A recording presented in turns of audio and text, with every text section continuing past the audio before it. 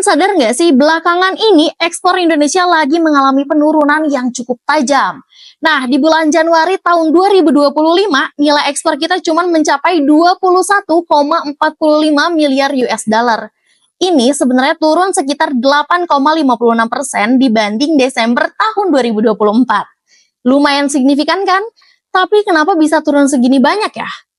Jadi penurunan ini terasa banget di sektor migas, minyak dan gas yang anjlok sampai 31%.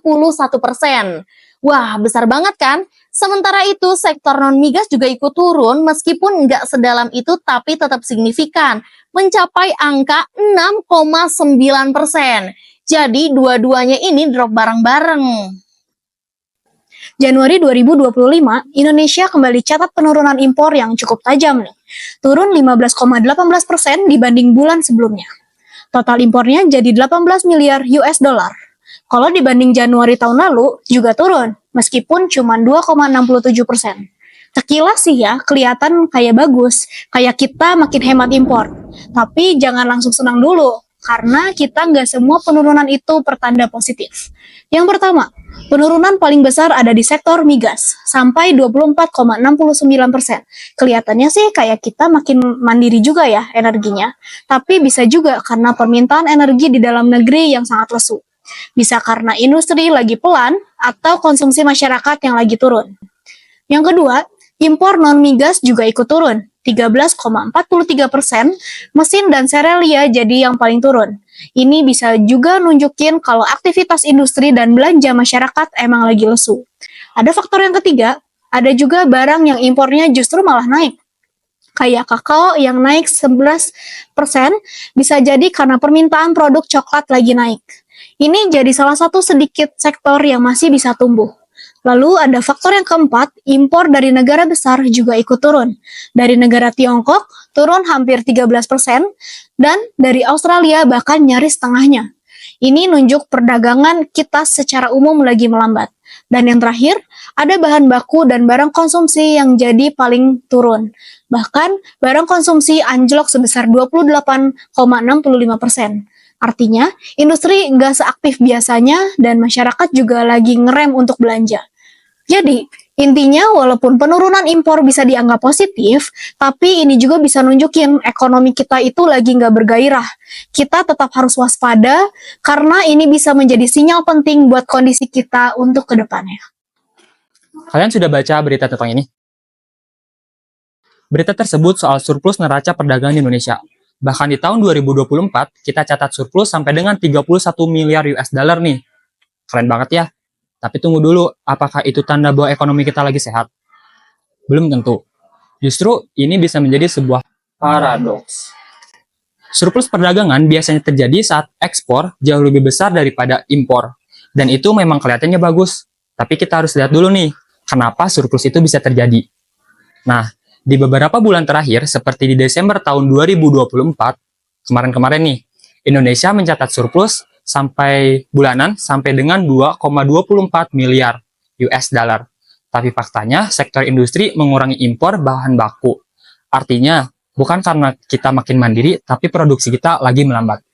Nah, jadi surplus ini bukan karena kita ekspor jauh lebih banyak, tapi impor kita yang makin sedikit. Dan itu bisa menjadi tanda bahwa aktivitas ekonomi dalam negeri sedang menurun. Bayanginnya gini deh, kita punya berat badan.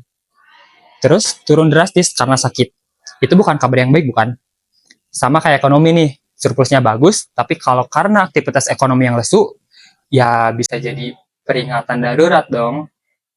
Lalu apa sih dampaknya? Dampak yang pertama, peringatan merah nih, industri melambat. Artinya pabrik mungkin kekurangan produksi, bahkan bisa terjadi PHK. Peringatan yang kedua, masih tanda merah nih, peringatan domestik turun. Permintaan domestik turun, artinya daya beli masyarakat melemah. Peringatan yang ketiga, pertumbuhan ekonomi bisa stagnan. Meskipun di atas kertas, kita ada angka surplus nih. Nah, ada sisi positifnya. Ya, cadangan devisa kita tetap naik dan nilai tukar bisa stabil. Tapi, kalau konsumsi dan produksi lesu, manfaatnya jangka pendek aja. Jadi, kita harus tetap hati-hati nih dalam menyimpulkan kondisi ekonomi. Surplus itu baik kalau didorong oleh produktivitas dan ekspor yang meningkat. Tapi, kalau kontraksi ekonomi, ya itu bisa jadi alarm yang harus kita perhatikan bareng-bareng.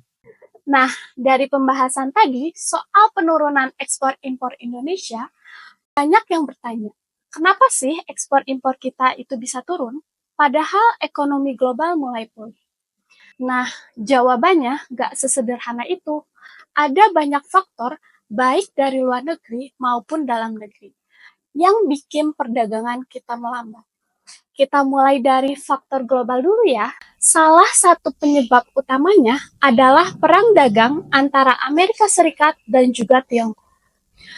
Perang dagang ini bikin rantai pasokan global jadi berantakan. Akibatnya, negara-negara berkembang kayak Indonesia ikut kena imbas. Permintaan terhadap barang ekspor kita juga ikut menurun. Lalu, ada juga faktor perlambatan ekonomi di Tiongkok. Ketika ekonomi mereka melambat, permintaan terhadap komoditas utama dari Indonesia juga ikut turun. Ini juga terlihat dari data terbaru realisasi investasi yang menunjukkan perlambatan, terutama di sektor yang sangat bergantung pada permintaan dari Cina. Sekarang kita geser ke faktor dari dalam negeri. Dari sisi domestik, tekanan datang dari kenaikan suku bunga Bank Indonesia. Bikin pembiayaan jadi lebih mahal. Pelaku usaha jadi mikir 2 kali buat ngimpor barang modal atau bahan baku. Karena biaya produksi jadi naik. Akhirnya, aktivitas ekspor juga ikut melambat.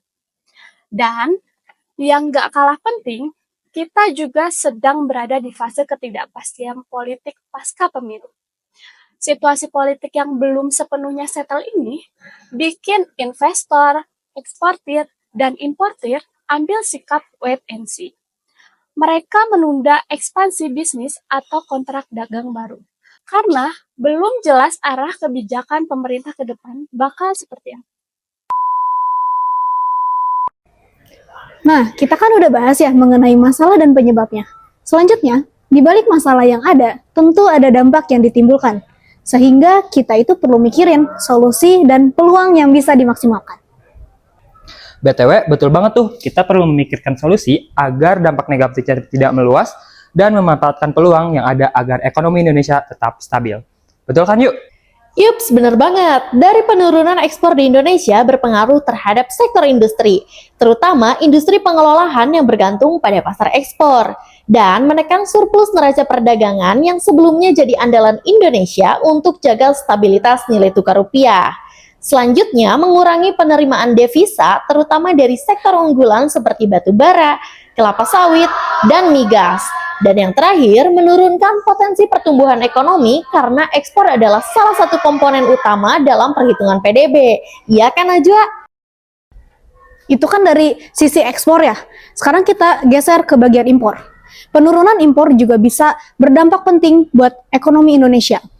Yang pertama, ini bisa bikin pertumbuhan ekonomi melambat. Karena kalau impor bahan baku dan barang produksinya itu turun, industri juga ikut lesu. Dan akhirnya ngaruh juga ke lapangan pekerjaan. Dan yang kedua, daya beli masyarakat ikut melemah. Orang-orang cenderung bakal nahan untuk membeli barang-barang konsumsi. Jadi, pasar domestik nggak akan seaktif pada biasanya. Lalu yang ketiga, sektor migas malah defisit. Meskipun non-migas masih surplus, ini bisa mengganggu neraca perdagangan dan tekan cadangan devisa kita. Tuh. Oke, lanjut ayo. Tapi tenang guys, meskipun ada dampak negatifnya, kita masih punya banyak solusi yang bisa diambil untuk mengatasi penurunan impor ini. Pertama, kita bisa dukung industri lokal. Pemerintah bisa bantu lewat insentif dan perbaikan infrastruktur supaya industri kita makin kompetitif. Nggak cuma itu, inovasi juga penting supaya produk lokal bisa bersaing dengan produk luar negeri. Yang kedua, kita perlu diversifikasi energi, supaya nggak terlalu tergantung sama impor migas. Kita bisa mulai fokus ke energi terbarukan, kayak misalkan surya atau angin. Lalu, yang ketiga, tingkatkan produk lokal. Kenapa harus terus impor? Kalau kita bisa produksi sendiri barang berkualitas yang lebih tinggi di dalam negeri kan? Kalau pasar domestik bisa dipenuhi produk lokal, kita jadi bisa lebih mandiri. Ya kan, Ma? Nah, solusi keempat juga bisa dengan stimulus konsumsi. Pemerintah bisa kasih bantuan sosial atau insentif supaya daya beli masyarakat meningkat. Kalau orang-orang berani belanja lagi, industri juga ikut bergerak.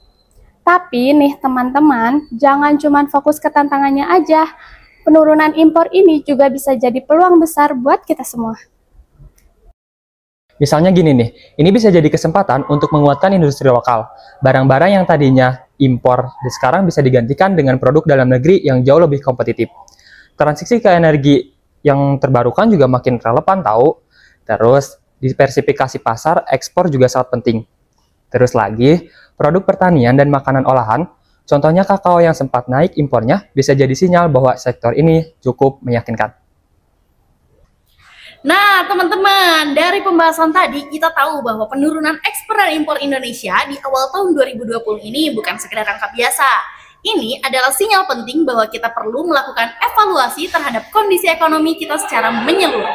Walaupun Indonesia mencatat surplus neraca perdagangan, kita nggak boleh langsung menyimpulkan ekonomi sedang baik-baik aja. Karena kalau surplus itu menjadi akibat turunnya aktivitas industri, justru itu bisa jadi tanda adanya perlambatan ekonomi. Nah, makanya kita butuh strategi yang tepat seperti diversifikasi pasar ekspor, memperkuat industri dalam negeri, dan mempercepat transisi energi supaya ekonomi kita itu bisa tetap bertahan dan berdaya saing di tengah tantangan global. Jadi, meskipun ada tantangan besar, kita juga harus ingat bahwa di balik tantangan selalu ada peluang. Asalkan kita bisa terus beradaptasi dan berinovasi. Indonesia bisa keluar dari situasi ini dengan lebih kuat dan siap menghadapi masa depan. Merdeka! Merdeka! Yeah, bye-bye! Thank you, Prince. See you next Love video. you!